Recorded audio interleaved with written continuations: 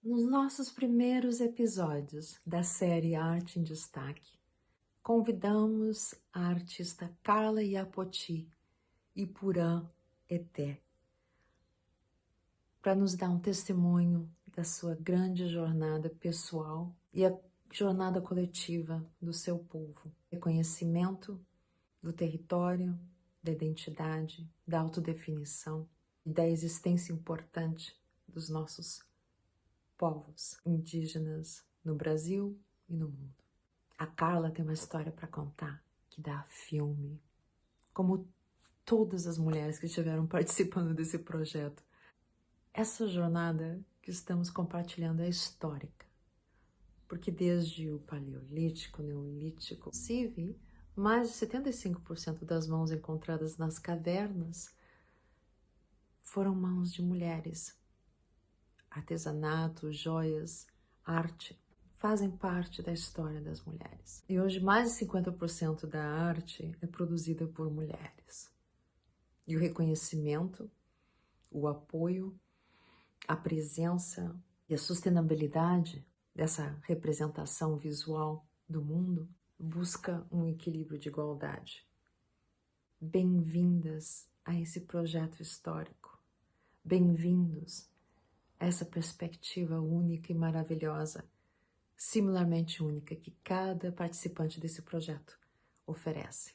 Gratidão, Maria Vieira, grande artista e curadora, por conceber essa ideia e articular a existência de um projeto onde a gente resgata, quase como que um arquivo histórico, a representação visual de artistas africanas de origem de países falantes de português, nossa família, e artistas brasileiras com uma voz fenomenal, inclusive artistas representando os nossos povos indígenas, as nossas nações multiculturais.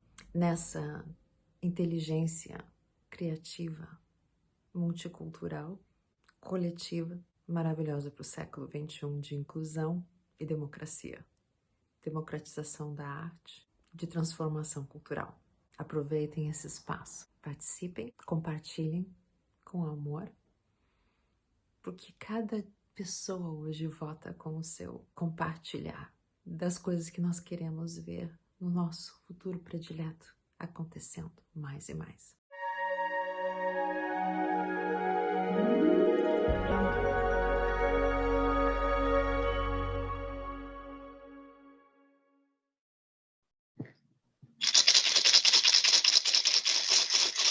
Eu me chamo Carla Betânia, Ferreira da Silva, filha da Miraci Ferreira da Silva, filha do João Esmério da Silva. E meu nome na língua foi dada pelo parente, um grande cacique, Marcelo Deju, Guarani, que eu tenho total respeito. E o nome é Iampoti Poranheté, Água Limpa, E agradecendo sempre a este parente, porque a partir dele tudo muda na minha vida. E eu vou fazer um canto de uma linda guerreira chamada Iacan, e que traz para nós uma força muito grande como mulher, e como ser guerreira, diante das adversidades do contexto urbano em que vivemos, Então, eu vou fazer esse canto para iniciar depois a minha fala. Eu plantei uma semente, essa semente floresceu. Eu plantei uma semente, essa semente floresceu. Para o alto eu vou florescer. Para o alto eu vou florescer. Eu plantei uma semente, essa semente floresceu. Eu plantei uma semente, essa semente floresceu. para o alto, eu vou florescer. Para o alto, eu vou florescer. Hey! Essa é uma homenagem da parente que eu tenho muito respeito, chamada Iancan Runicui, uma grande cantora. Eu espero que ela vá também ser essa grande árvore futura, né? Florescer e deixar sementes de cura no coração de todos nós. Nossa, que lindo Então, isso que você nos trouxe, Carla. É maravilhoso começar esse programa te ouvindo. Esse é o quadro Arte em Destaque do coletivo de mulheres indígenas, africanas e brasileiras que estão trabalhando com suas obras de arte para fundar a primeira Bienal Afro-Brasileira. Então, com as nossas raízes indígenas e mostrando também as raízes afro e trazendo artistas de países afros para poder fundar nessa primeira semente conosco. E hoje temos aqui a história dessa grande artista, dessa grande pessoa, né, descendência indígena e também descendência afro, que vocês vão agora conhecer um pouco nesse quadro Arte em Destaque, um pouco da história dela. Carla, conta resumido para a gente, né, quem é a Iapoti Iporã-Eté e, ao mesmo tempo, a Carla Belém Marajó. Então, quem são essas duas pessoas, ou três, ou até mais, né, que você traz em você, porque você traz a marca de duas culturas, de dois povos, mas muito forte você traz aí a cultura indígena, né, as suas raízes. Conta um pouco da sua história. Então, a Carla, né, ela surge a partir da união da Miraci, que vem de uma comunidade chamada Caju Una, na língua tupi, Caju Preto, 18 quilômetros de Soure, 76 famílias que vivem exclusivamente da caça e da pesca, e são extrativistas, são de Resex, né? E que tem como fonte de alimento a floresta chamada Turé, que Turé, na língua tupi, é dança ritualística de limpeza espiritual, e é em uma forma de um jacaré-açu que fica de frente para o mar, o Oceano Atlântico, recebe o rio Amazonas também, né? O rio Amazonas escoa justamente lá, e ele é o guardião daquele território, né? Além de que ele alimenta todo esse povo. Esse povo ele vive dessa, como eu falei, da pesca, né? E uma pesca que é de mar e uma pesca que é de rio. Eles ainda mergulham 3 metros no rio para fazer a pesca, e eles metem a mão no barro e tiram um peixe chamado acari, né? E quando eles fazem a pesca do mar, eles trazem esses peixes do mar nas geleiras, e chega, eles ancoram bem do lado da barreira da nossa comunidade, e lá eles jogam o peixe, e a comunidade, quem não tem alimento, vai lá e pega esse peixe, né? E depois vem para Belém para alimentar Belém. Ou seja, esses peixes são vendidos aqui em Belém e alimenta Belém, né? De alguma forma. E o meu pai, ele vem de Minas Gerais. Ele era de um local chamado São Francisco, Ponto Pequeno, segundo uma história rápida que ele deu para mim, né? E ele nunca quis contar a história dele. Nunca a minha mãe soube por onde meu pai veio, só sabia que era de São Francisco, Minas Gerais. Mas ele foi arrancado do seio de sua família, né? Assim ele me contou, não foi uma história falada assim, senão contada por ele, né? E isso ainda era pequena, que ele tinha sido arrancado do seio da sua família, educado em um orfanato jesuítico, né? Ele falava muito das palmatórias que ele levava na mão para ser educado, e depois ele segue a carreira militar, porque essas crianças que eram levadas para esse orfanato, todas seguiam para um contexto para ser militar. E aí meu pai vem ser um militar, consegue passar, né? E vai vencer o militar. A educação que ele teve lá era muito rígida, e ele vem ser militar e ele trabalha vem trabalhar na base aérea como mecânico de voo. Foi a escolha dele, de profissão. E foi um excelente mecânico de voo, hoje muito conceituado, e até tem um museu dele, que ele está presente na base aérea, e eu sou uma representante dele hoje aqui. E é muito orgulho, porque ele é preto, né? Um preto que vem de um contexto quilombola, porque eu não conheço meus avós, nem tataravós, não sei, nunca fui nesse lugar chamado São Francisco, em Minas Gerais. Cheguei aí a Minas Gerais, mas não cheguei aí nesse local. E não sei que orfanato ele foi cuidado, eu não sei se eu ainda tenho tios ou tias vivos, não sei se tenho primos da parte do meu pai. Então, meu pai vai fazendo missões nas aldeias, né, junto com eles, militares e também padres, né, levando apoio para essas aldeias. Ele viaja por toda a Amazônia, basicamente, como mecânico de voo, né, e ele conhece a minha mãe. Minha mãe, nessa época, né, lá no Marajó, como tem os donos de fazenda, era como se eles têm dinheiro, né? Então, as moças de lá eram, tipo, se empolgavam muito, né? Tanto é que eu tenho uma tia que ela casou-se com um português, né? E esse português a trouxe para Belém. E aí também a minha mãe, né? Se apaixona pelo meu pai e não quer casar com dono de fazenda, como era comum lá, né? Sim. E eu pego uma moça, olha, tu tem que casar com esse porque ele tem dinheiro, né? Então, minha mãe rejeita isso e foge com meu pai, porque a família, né, queria que ela tivesse um casamento com posse, né? E ela não quis. Isso, Ela rejeita. sua mãe está no interior De do Soure, Amazonas, em Marajó. em Marajó. Tá, e aí Isso. conhece o seu pai e vai embora com ele?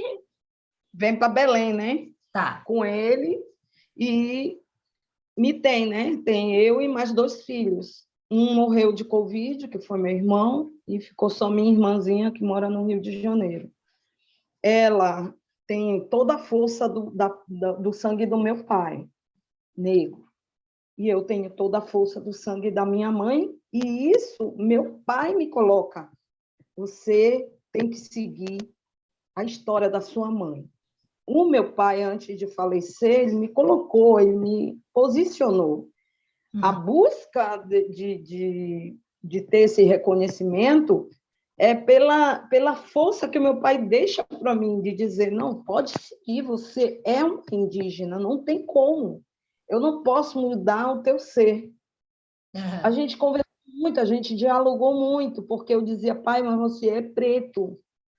E eu tenho que... Eu tenho um pai preto e tenho uma mãe que vem com uma raiz tão forte que está dentro de mim, porque desde criança a manifestação maior era da minha raiz lá da comunidade. Desde criança você pinta, você desenha essa cultura indígena, né? E acho que por isso seu pai também já via que já era natural seu seguir essa linha e você buscar de volta nessa cultura, essa tradição e as suas raízes. É isso? Isso. Porque eu estudei numa escola, como meu pai era militar, né? Então eu acabei indo para uma escola militar. Então, né, nessa escola, lá atrás da escola tinha uma construção dos Uaiana Palaí. E eu era miudinha, eu tinha lá para meus 6, 7 anos. E aí, na hora da merenda, eu fugia para lá. Parece que aquela maloca me chamava, né? E eu fugia para lá e ficava horas deitadinha no chão, olhando, porque lá dentro da maloca, em cima, tinha um tuxipã com os desenhos. E aí, quando eu olhava para eles rodavam, e aquilo me hipnotizava. Então, as diretoras lá da escola, né, quando viam me buscar, já iam me encontrar lá na maloca. E aí era chamado meus pais, olha, sua filha fugiu, foi encontrada aí, até que fecharam, né, a escola, e eu chorava muito, né, porque eu não podia mais ir para lá.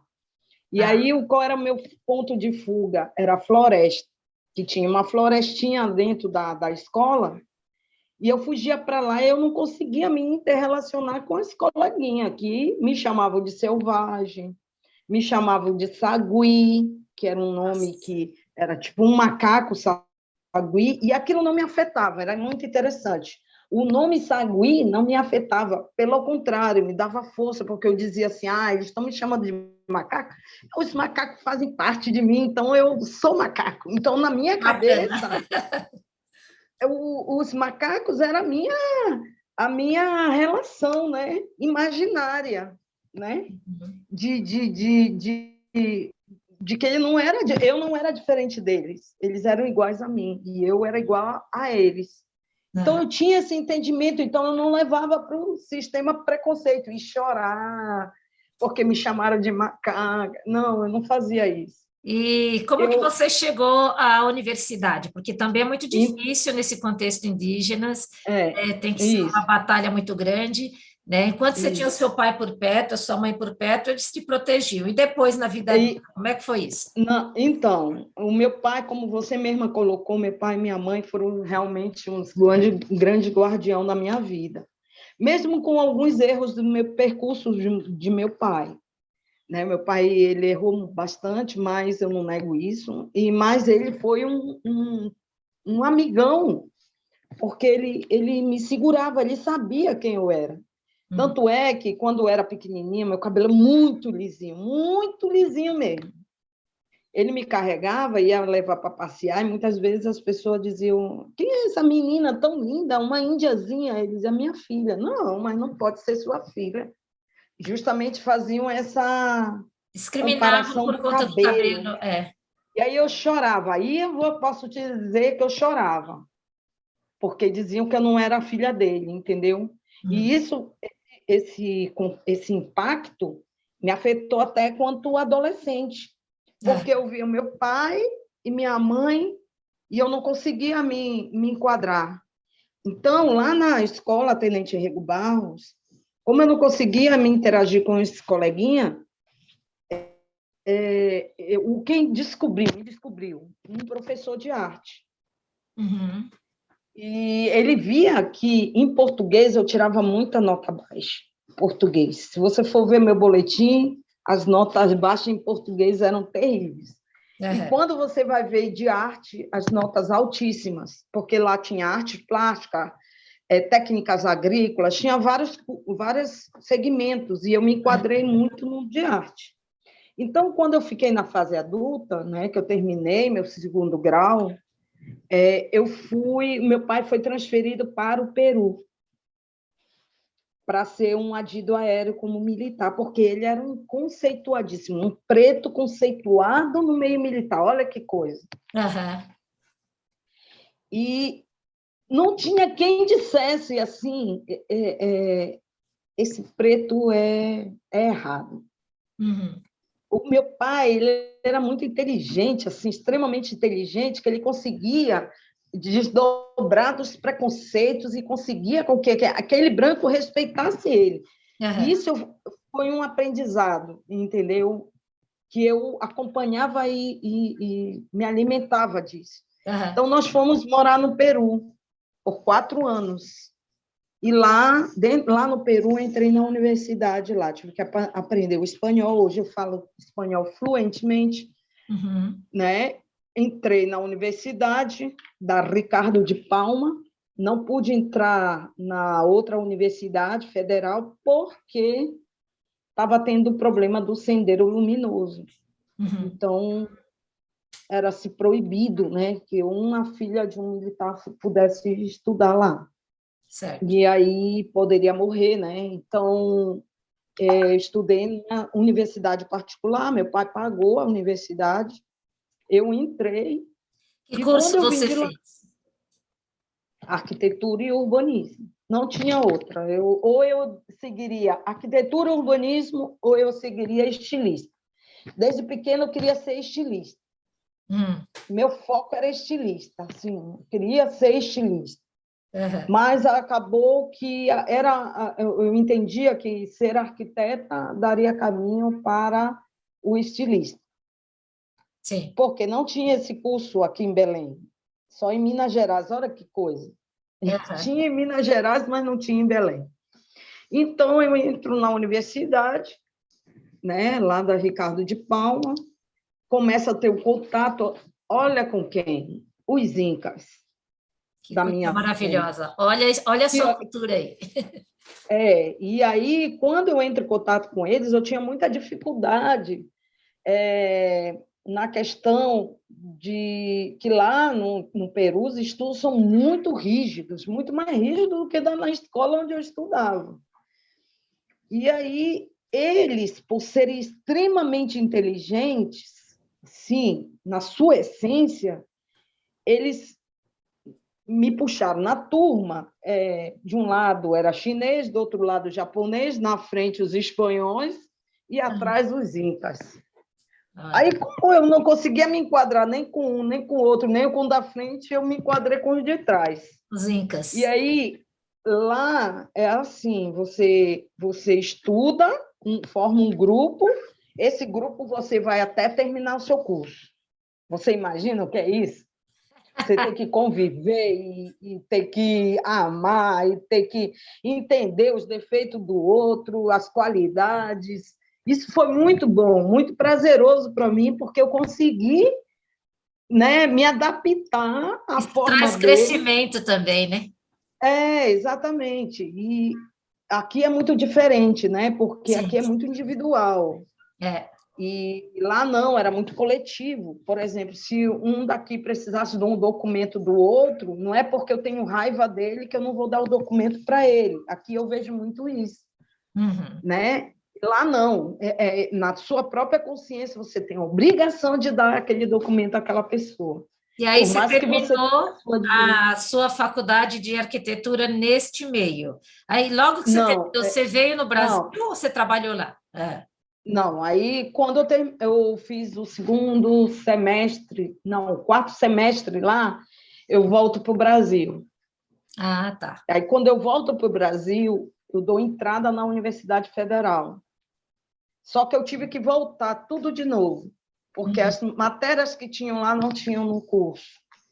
E aí quando eu entro na universidade, e eu entro do mesmo jeito, do mesmo jeitinho, que eu nasci, cresci, né? Eu não mudo o meu jeito de ser.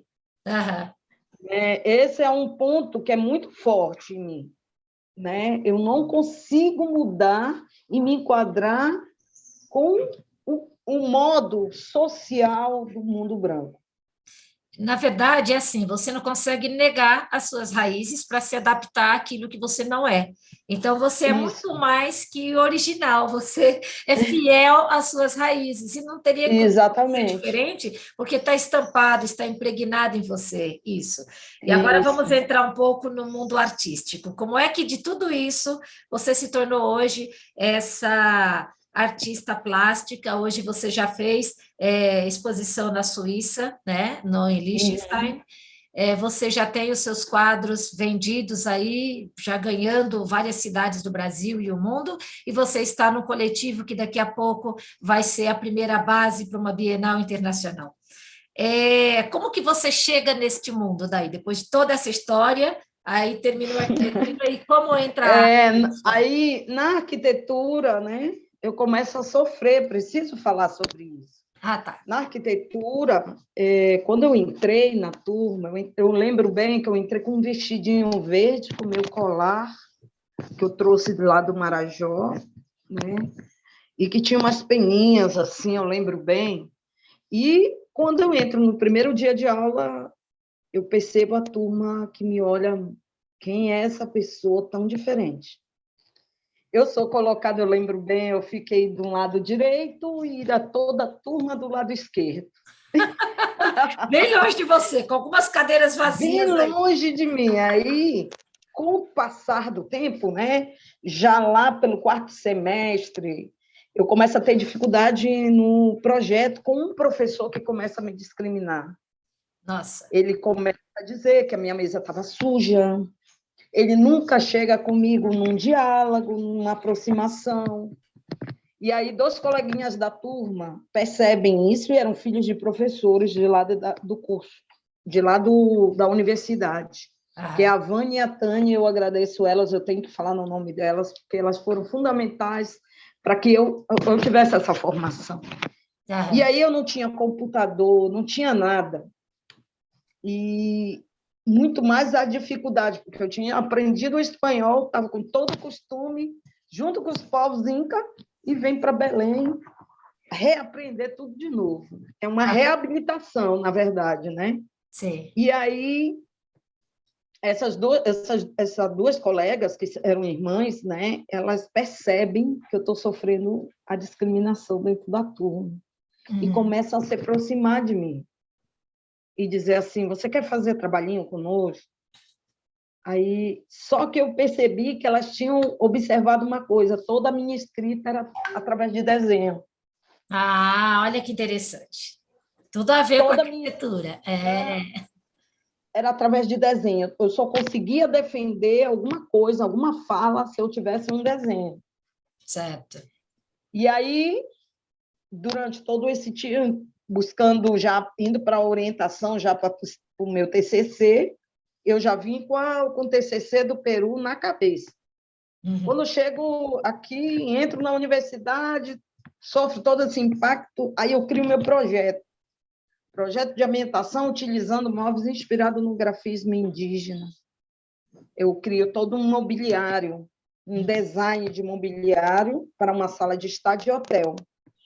Certo. E aí, quando eu vou defender esse TCC, né,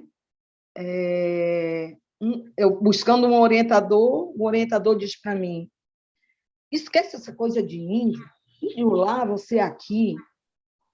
Aí eu falei: não, índio lá, índio aqui. E o professor que me reprovou em projeto 4, ele não conseguia entender, porque ele trazia muito consigo aquela coisa da colonização, móveis, Luís XV, e não sei o que mais, e eu venho com uma linguagem amazônica.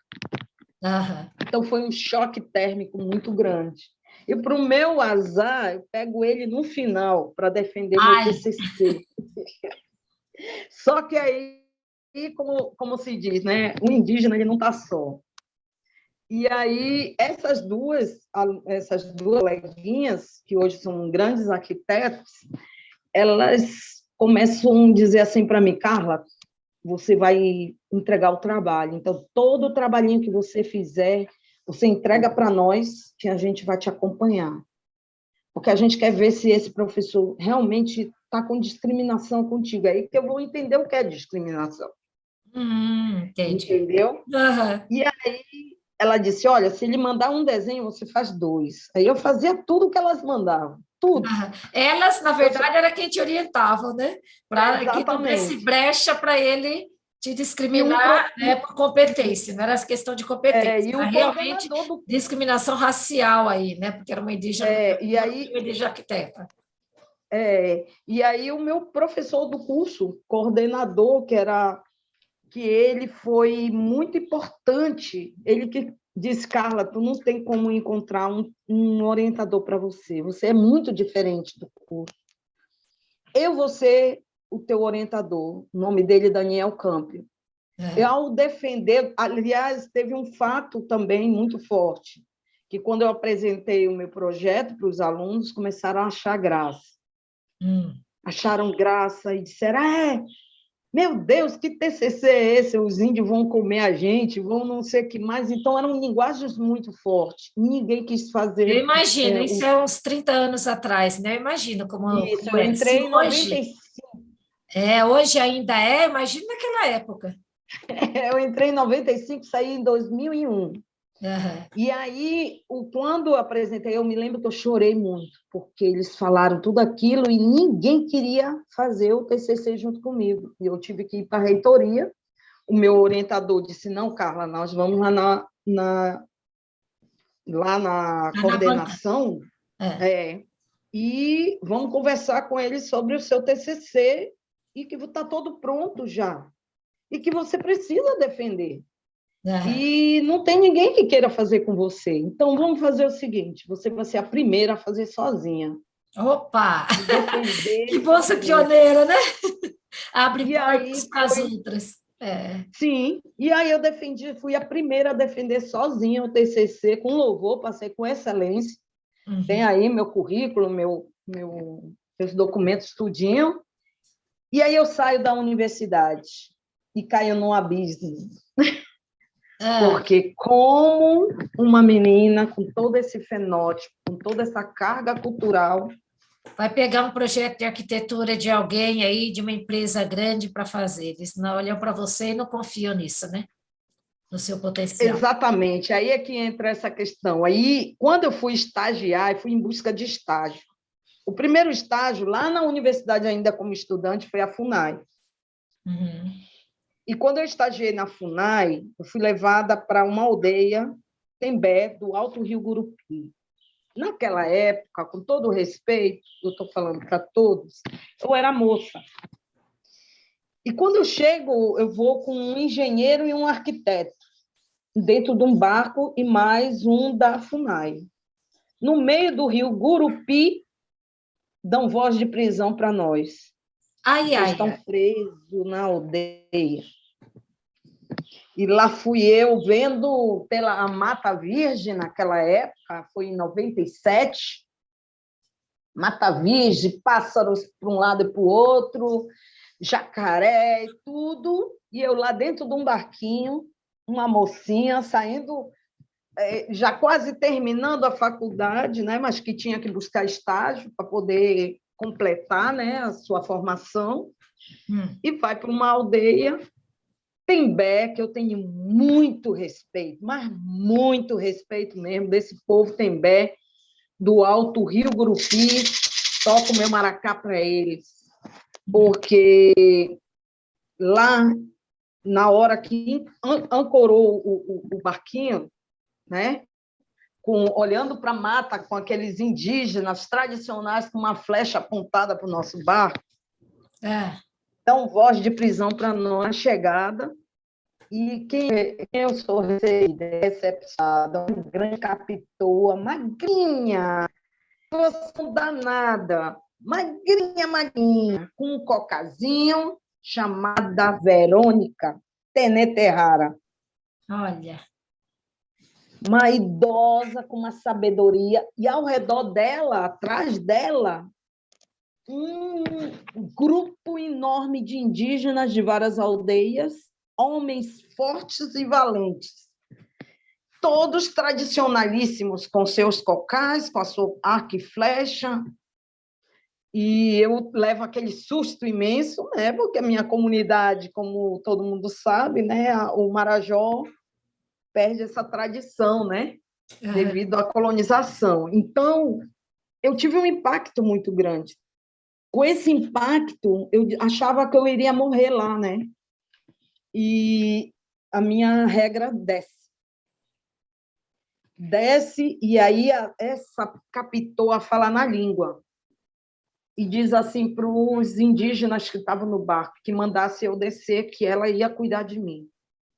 Olha que coisa! E eu passei um mês presa, saiu na televisão, né, e tudo, um mês presa, vivendo em que eu comparo um hotel de luxo, do melhor hotel dos Estados Unidos. Na aldeia Tembé Teneterrara. Sendo cuidada por ela.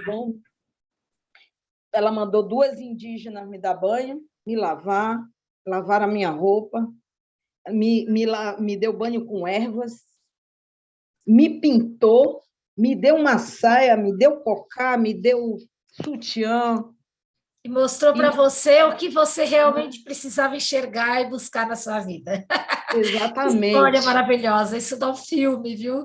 Sua história é fantástica. Eu queria muito um filme disso, eu queria muito.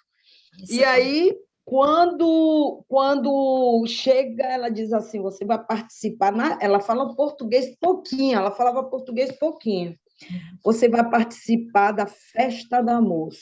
Você vai ser a primeira a abrir a roda. Eu digo, meu Deus, mas como que eu vou abrir? Porque eu não conheço a cultura. Só que a gente não entende os mistérios que nos carregam, né? Sim. Chegou a noite, aquela Dona Verônica, magrinha, cercada de grandes caciques ao seu redor, toca o maracá. E vem indígenas de todos os lugares adentro a aldeia e começa a festa da moça. E eu, junto com um parceirozinho, um indinho também, me leva, e ele que me leva, e a gente roda, roda, roda, roda, até 5 da manhã rodando, sem parar, só com o som da música, cantada por ela. E aí eu começo a entender quem eu sou. Neste ponto aí da sua vida, você estava fazendo estágio da faculdade, sob responsabilidade da FUNAI, que te mandou para lá, e aprisionada por uma comunidade indígena. Isso. E aí... Então, isso pelo mundo foi um bafafá, né? Foi destaque. Você lá curtindo a vida no seu... Nossa, eu vivi o melhor, eu acho que de foi toda uma a minha vida. foi uma iniciação às suas raízes. Uma iniciação, né, isso. E os dois do barco foram mandados de volta ou ficaram lá também? Os dois foram para outra aldeia chamada Canindé, onde eles ficaram revoltadíssimos, né? Porque me separaram deles, né? Do corpo técnico, né? Me separaram e eu fiquei 1 mês com a Dona Verônica, aprendendo, vendo as meninas fazerem artesanato, brincando de bola, né? No campo, na frente da casa dela, né? Indo para o rio tomar banho com as parentas e vivendo aquele mundo que era um mundo que não era daqui, dessa terra. Eu vou dizer para você, não era daqui, eles não são daqui, eles são de outro mundo. E eles têm uma relação muito forte com as estrelas, né? Com as constelações, e eu aprendi com eles todo esse movimento. E aí, de 1 mês, ela disse assim para minha parente, Verônica, sua mãe está sentindo saudade de você, eu já me comuniquei com ela, você precisa voltar. Olha que coisa. E minha mãe, no desespero danado, porque estava saindo na televisão que tinham preso e estavam negociando ainda a soltura da gente dentro da... E eu não queria mais sair de lá, né? Eu queria ficar lá para sempre, né? E aí, quando foi na hora de ir embora, Dona Verônica chora e eu também. E eu olho para aquele lugar tão mágico, que é mágico mesmo, até Corral o nome. E hoje posso dizer com lágrimas, assim, elas são minha parceira, tenho Jomara Tembé, Rita Tembé, Cris Tembé, 3 guardiãs do povo Tembé, tanto do Rio Guamá quanto do Rio Gurupi. E o meu respeito a elas, eu tenho que falar delas, porque elas hoje estão no contexto urbano, formadas, né? Enfrentando todo esse desafio do contexto urbano. E, ao sair de lá, né, eu encontro a minha formação, defendo o meu TCC com louvor, com aplausos, e após 1 semana, meu professor morre do coração. Deixou o legado para mim, saio da universidade e vou trilhar o meu caminho, né? Só que o caminho de pedras, porque, como eu falei, né, o nosso fenótipo choca a sociedade. E aí eu fui buscar um outro estágio, onde a dona, né, era um espaço chamado Decorar. E lá a senhora disse, olha, aqui nós temos um padrão de profissional para trabalhar. Geralmente eles têm olhos azuis, brancos, altos.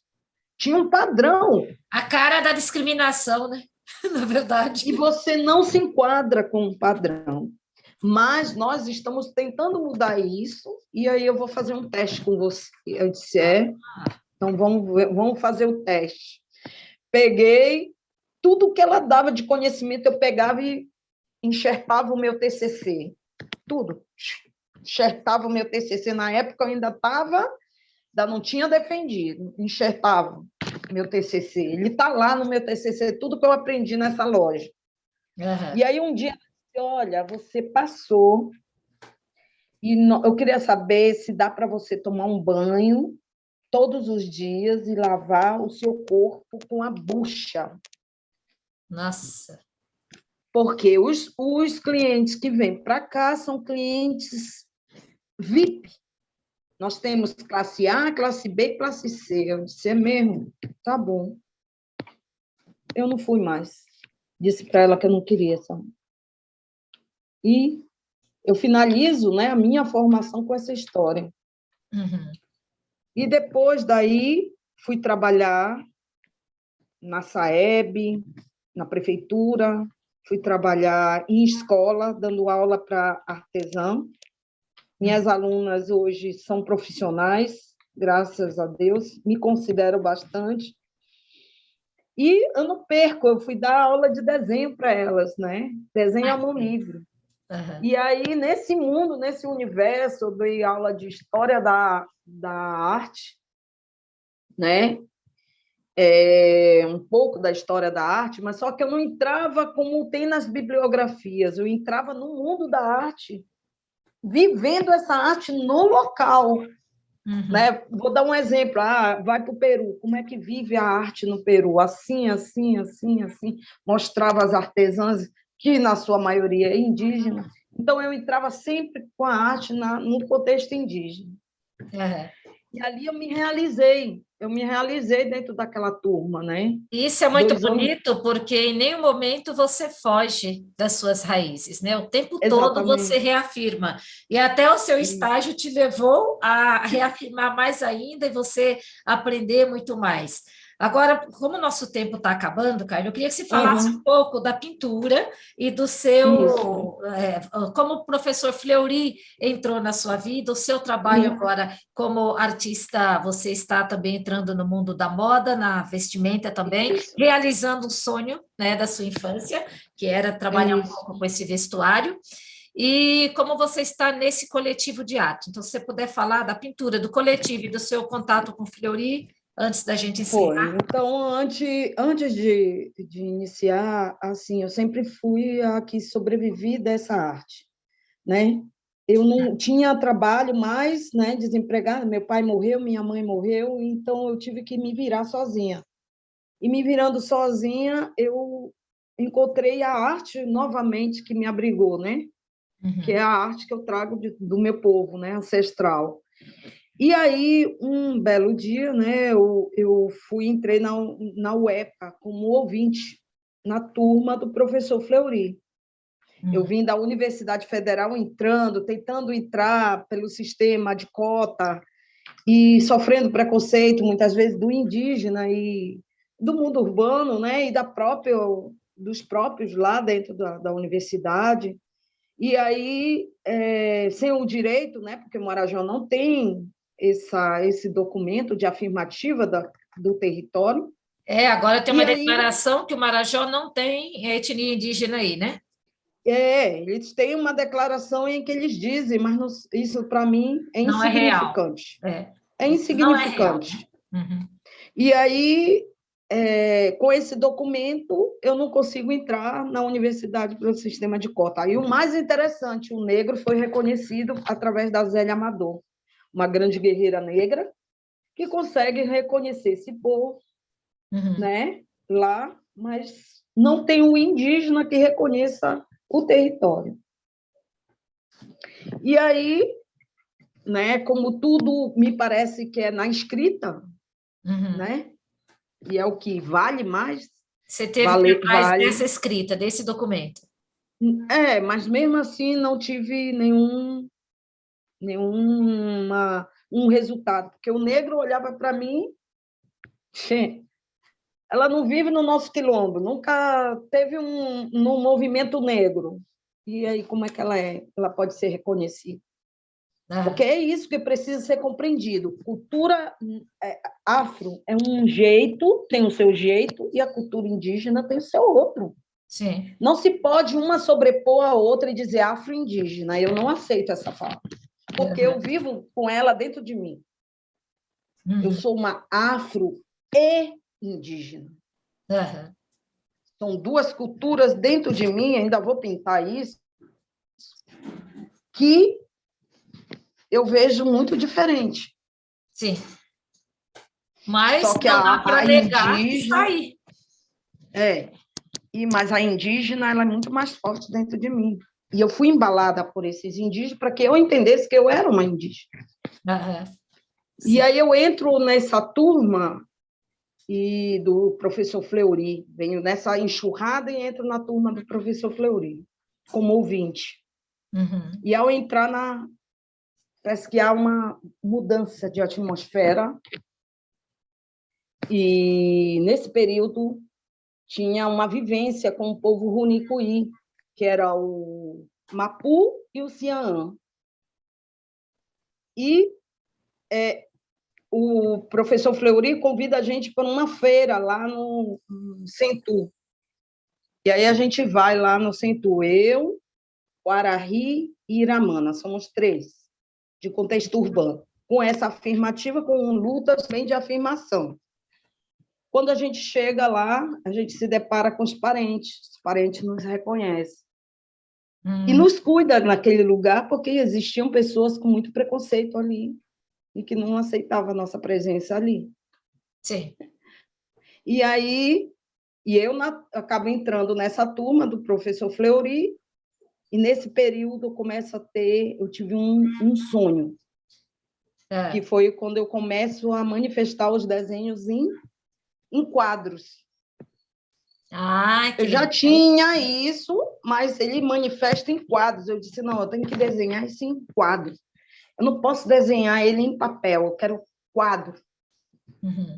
E aí eu desenho, que foi a chegada da Covid. Eu sonho que as estrelas estão vindo para uma guerra, né? Uma guerra grande, assim, eu via elas, e aí elas caíam e pegavam as pessoas.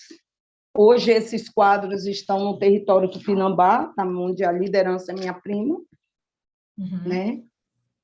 Esses 2 quadros. E aí eu pego a Covid. E eu aviso para o professor Fleury, eu tive um sonho muito forte. Sonhei que as estrelas estavam vindo para a guerra. Ele acaba sendo meu confidente, assim, eu confidencio tudo e peço a ele que não comente com ninguém. Porque eu criei uma confiança nele, né? Foi uma coisa que não sei explicar para você. E eu começo a confidenciar, professor, eu tive um sonho muito forte, sonhei que as estrelas estavam vindo para uma guerra. Isso ele ainda estava em Belém.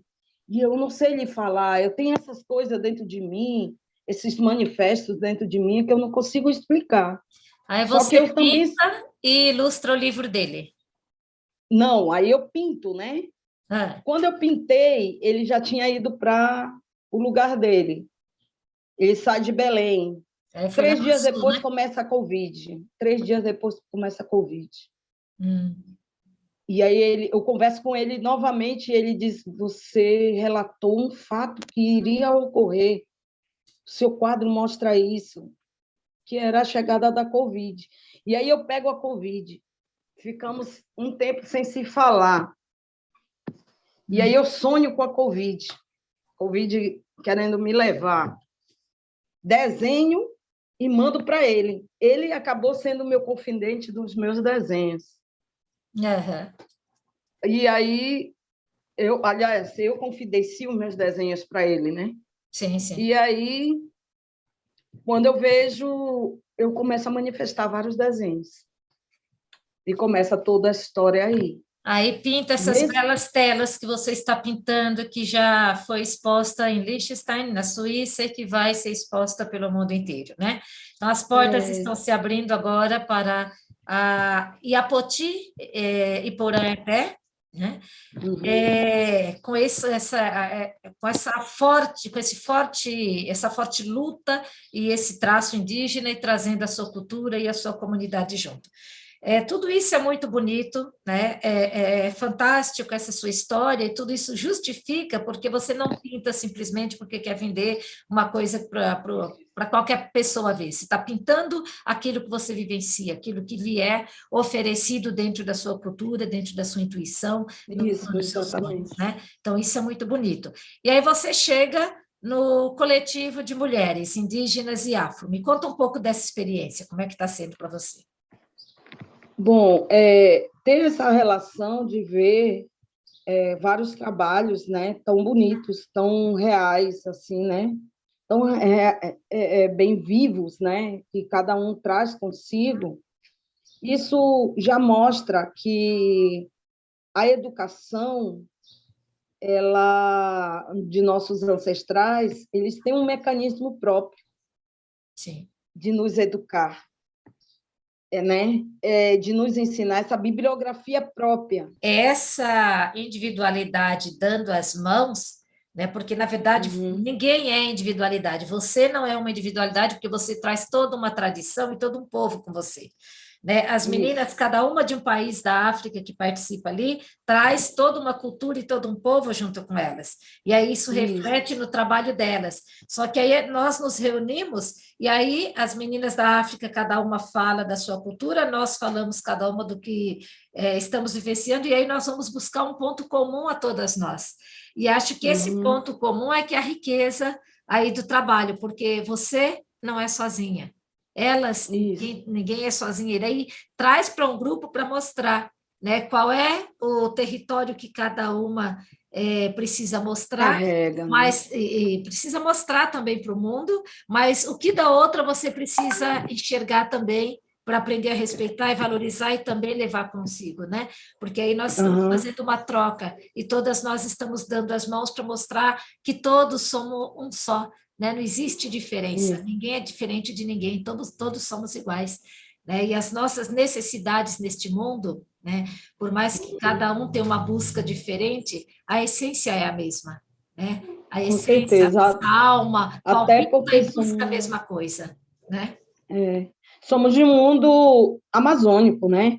É. Seja na África, tem um mundo amazônico da África, tem um mundo amazônico de vários territórios, Venezuela, Bolívia, Colômbia, mundos amazônicos. Uhum. Eu Isso eu acredito que a escutei essência da... não muda, né? A essência humana É, não muda. Muda o contexto que cada um está vivendo, mas a essência é a isso. mesma, né, do ser humano em qualquer lugar, em qualquer idioma, né, no Uhum. mundo inteiro. E eu gostaria de agradecer muito, nós já vamos finalizar aqui o nosso bate-papo, mas eu queria que você trouxesse novamente a sua música, ou mostrasse uma obra sua também, antes da Sim. gente se despedir, né? Eu estou fazendo uma miudinha, né? Uma miudinha para me levar nas feiras, né? Uhum. É, não é Conta um pouco da muito... sua. Conta um pouco sobre Essa daqui, isso, essa obra. esse aqui eu fiz, assim, mostrar um pouco da nossa cultura marajoara, né? Ela dentro da floresta, né? Ela se alimenta da floresta e os desenhos nos nossos vasos vêm da floresta, Uhum. né? Vêm do contexto da realidade das nossas florestas. Então, eu quis mostrar isso, né, aqui, mostrar a menininha, mostrar o pescador, né, o marisqueiro, as marisqueiras de dentro do nosso território, o pescador tecendo a sua rede, enfim, dentro Ah, que desse bacana. emaranhado de floresta, né? E, assim, também cantar uma música para finalizar, né? Dizer que o povo marajoara, desde que eu tive um sonho, que foi dentro da lado do território marajoara, eu estava lá, né, com a minha família, eu tive um sonho com um grande jacaré-açu. E aí eu olhava para ele e ele dizia assim para mim, ele abria o olho e dizia: os marajoara estão se despertando. Então mesmo, né? Apesar da luta de que eu digo que não preciso afirmar, precisa de um reparo do Estado, que seja lá de quem for o responsável, pelo reparo do nosso território, porque ele é o coração do mundo. E nós, Cajuína, somos ventrículo. E o ventrículo, por dentro do ventrículo do nosso coração, passa os ventos para a gente respirar. E se a gente não cuidar desse ventrículo, ou se não cuidar desse coração, Um dia ele vai morrer, eu vou morrer, minha família toda vai morrer, mas todos nós vamos morrer. E eu acredito que o mundo não quer morrer, né? O mundo quer viver. E para viver, ele tem que, primeiro, respeitar a floresta. Dizer que a floresta não é nós que mandamos nela, é ela que manda em nós. Ela está dentro de nós. Nós somos essa natureza. E a gente observa mais as árvores, porque elas têm altas, baixas, médias, rasteiras, e elas não se conflitam entre si, elas se respeitam. E quando a gente tem essa metodologia da natureza, até nós nos tornamos mais equilibrados em nossas relações e a nossa relação com a natureza. Então, quando eu tive no ritual do Mapu, terminado o ritual, eu fui para a floresta me chamou. E ao entrar na floresta, ela me deu essa canção. Eu vou cantar para vocês. Grande árvore, escuta o clamor de seus povos. Grande árvore, escuta o clamor de seus povos. Nosso caminhar é forte, nosso caminhar é forte, nosso caminhar é forte, nosso caminhar é forte,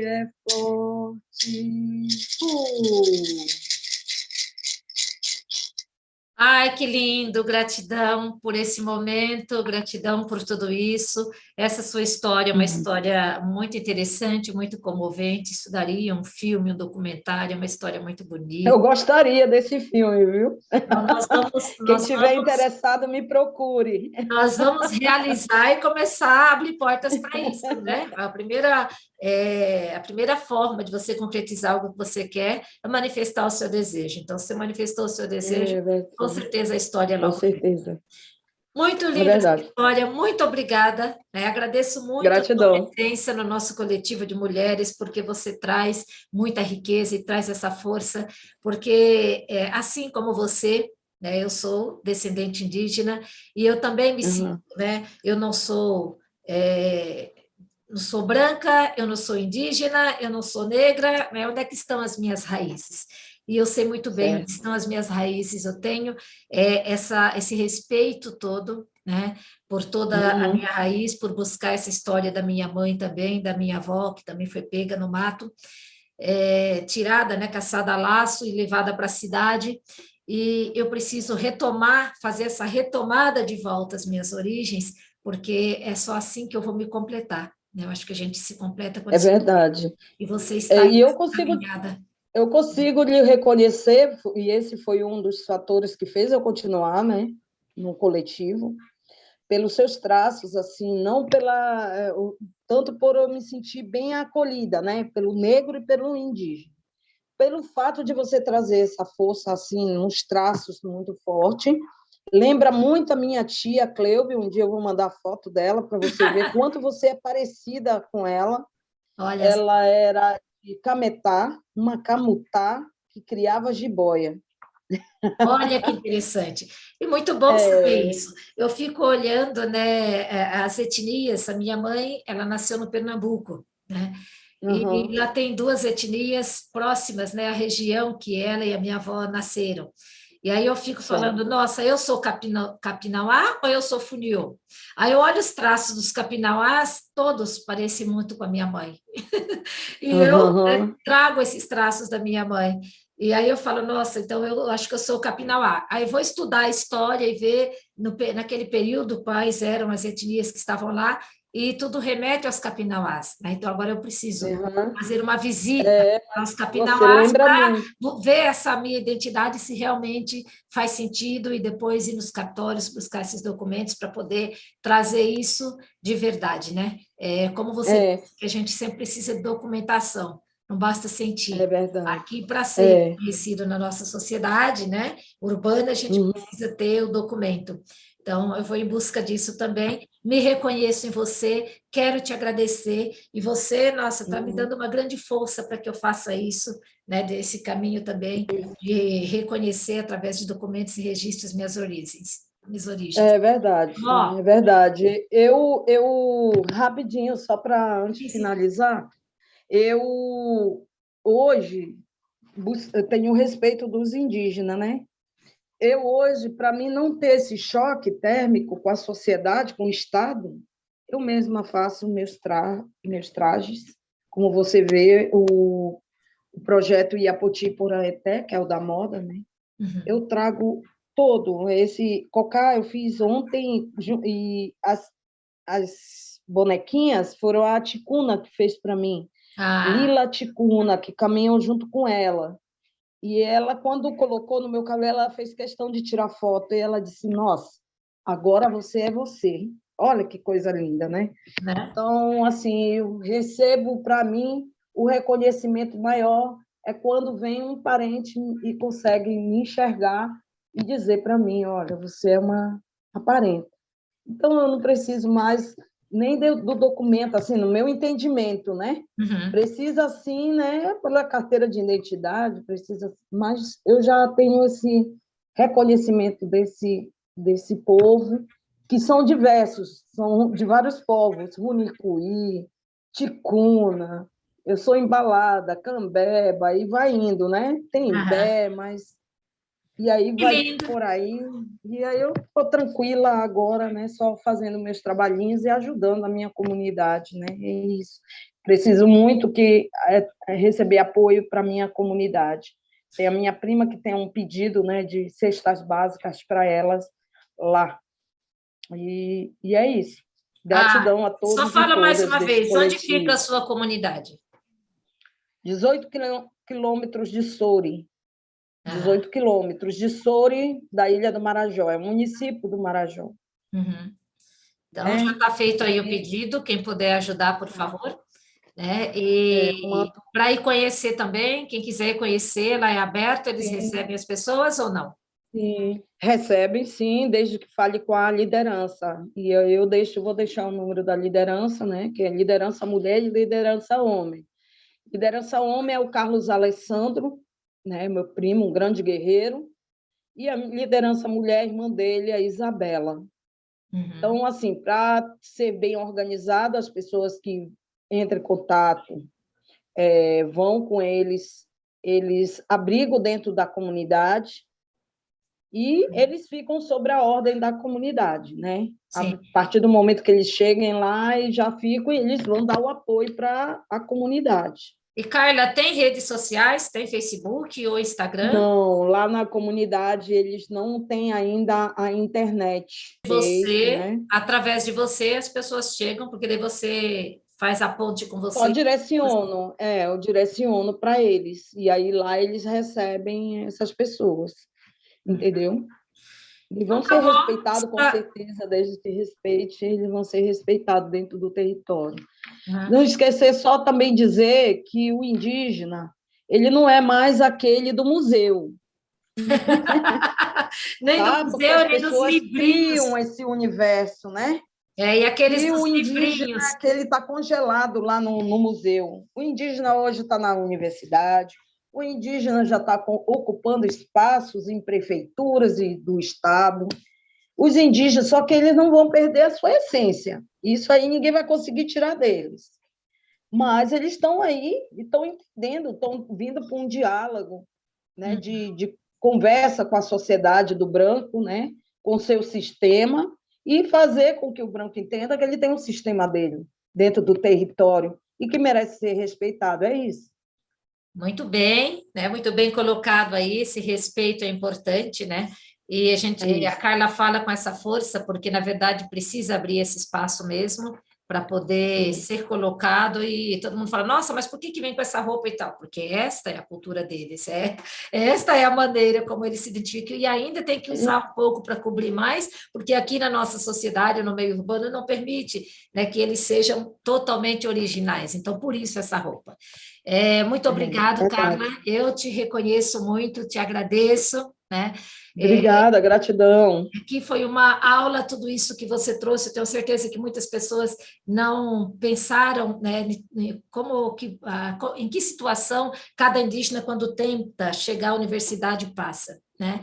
E você aqui ainda vem no outro contexto, de um pai militar que ainda tinha um pouco facilitado os caminhos para você. Imagina aquele que vem de lá da aldeia e que não tem nada disso e que tem que buscar sozinho. Então, todos vocês que acompanharam aqui a história da nossa artista, né? Ela tem os dois nomes, né? A Carla, ela atende por Carla, mas o nome indígena e o nome artístico é... Fala aí, Carla, que pela sua boca... Iapoti Iporã-Eté, água limpa, que foi dada pelo grande cacique Marcelo Deju, que eu tenho muito respeito a este cacique. E os outros caciques eu gostaria de colocar aqui, Parente Lília, Parente Atauá, que é um coletivo indígena de arte, os artistas que ali estão, também ao Metsá, um grande pajé, Metsá, Tuim, sua filha Iacã, e o Mapu, Cian, que foram, assim, para mim, grande, a Dona Verônica, a muitos outros, né? Ao Rodrigo, o Aiuai, a Ticuna, né? Lila Ticuna, veja só que são grandes parceiros meus aqui nessa luta e que não me deixaram só. Rita, né? E também tem a Anice Camutá, tem a Márcia Cambeba, que já foi falado, né? Tem um Guarani, Adonias Palicu, tem são tantos indígenas que eu fui embalada, meu Deus. E como vocês veem, né? O indígena nunca está sozinho, ele traz todo um povo consigo, ele é representação de uma comunidade. Nenhum indígena fala por si só, porque tudo que ele conquista, tudo que ele ganha é distribuído por todas as famílias que estão ali na sua comunidade. Então, por isso, né, quando você vê um indígena ali, saiba que atrás desse indígena tem toda uma comunidade que precisa do seu apoio, da sua ajuda, e vamos agradecer que aqui foi Iapoti Iporã-Eté. Gratidão, viva todos no os seu povos, coração. né? E vamos lá. Obrigada, gratidão. Obrigada, querida. Até mais.